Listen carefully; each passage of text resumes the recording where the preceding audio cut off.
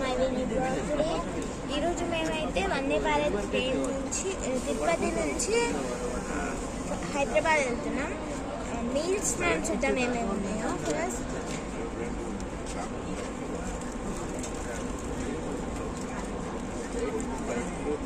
ఇది పప్పు, సెకండ్ ఇదైతే కర్డ్, ఇది చపాతీస్, ఇందులో రైస్ ఉంటుంది, కర్రీ,